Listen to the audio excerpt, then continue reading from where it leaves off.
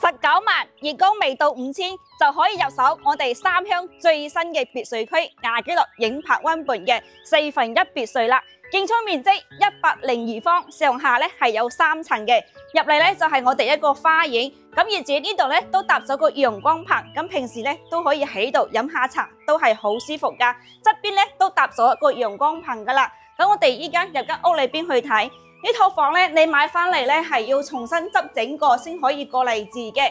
咁入嚟咧就可以睇到我哋呢個大廳嘅空間。如果你覺得唔夠闊嘅話，咁後期裝修咧係可以揼咗呢個牆，然後移到花園空間就闊落好多嘅。咁目前一樓咧仲有我哋一個廚房嘅空間。